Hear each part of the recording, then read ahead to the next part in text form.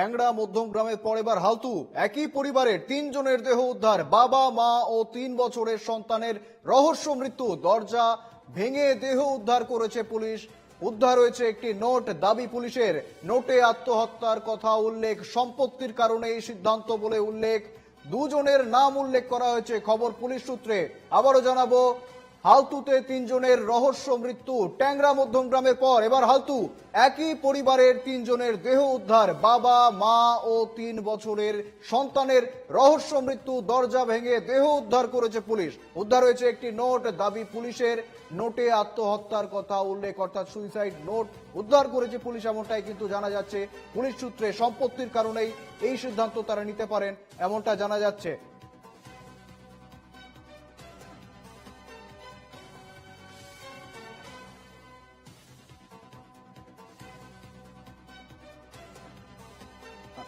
আমাদের সঙ্গে সরাসরি টেলিফোন লাইনে রয়েছেন পৃথা দাশগুপ্ত। পৃথা, কি হয়েছে একটু বিস্তারিত জানাও।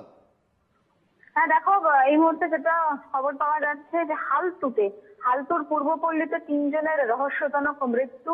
পুলিশ খবর পাওয়ার পরে ঘটনাস্থলে যায় এবং ঘটনাস্থলে গিয়ে দেখে দরজা ভেঙে 3জনের মৃতদেহ। এবং পুলিশের তরফ থেকে প্রাথমিকভাবে যেটা মনে করা হচ্ছে যে বাবা, মা এবং সন্তান, অর্থাৎ এই বাবা, মা এবং সন্তান, যাদের নাম প্রাথমিকভাবে পাওয়া যাচ্ছে যে সোমনাথ রায় 40 বছর বয়স, সুমিত্রা রয় 35 বছর বয়স এবং রুদ্রনীল রয় 2.5 বছর বয়স, তাদের 3জনকেই ঝুলন্ত অবস্থায় পাওয়া গিয়েছে। প্রাথমিকভাবে পুলিশ মনে করছে এই 2.5 বছরের এই শিশুটিকে খুন করার পরেই বাবা এবং মা তারা নিজেরা আত্মঘাতী হয়েছেন। এই বাবার শরীরে একাধিক আঘাতের চিহ্ন পাওয়া গিয়েছে বলে প্রাথমিকভাবে অনুমান।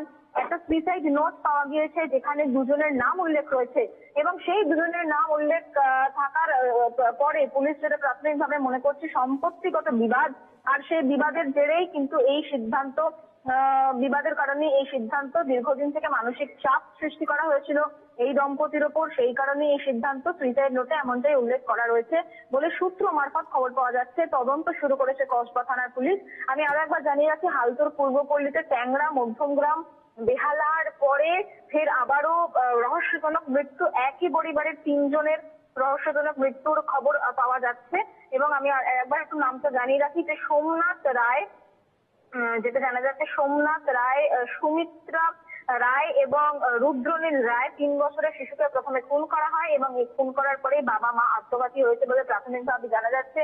সুইসাইড নোট মিলেছে এবং বাবার শরীরের সঙ্গে শিশুটির দেহ বাঁধা ছিল, ফলত আগে শিশুটিকে হত্যা করা হয় এবং তারপরেই বাবা মা আত্মঘাতী হয়েছে, এমনটাই প্রাথমিকভাবে পুলিশ মনে করছে। পুলিশ দরজা ভেঙে এই 3টি মৃতদেহ উদ্ধার করেছে। উদ্ধার করে ময়নাতদন্তের জন্য পাঠানোর যে প্রক্রিয়া, সেই প্রক্রিয়া চালাচ্ছে। ময়নাতদন্ত হওয়ার পরেই কিন্তু মৃত্যুর আসল কারণ বোঝা যাবে। পুরো ঘটনা তদন্ত করছে কসবা থানার পুলিশ। বেশ পৃথা, তুমি সঙ্গে থেকো।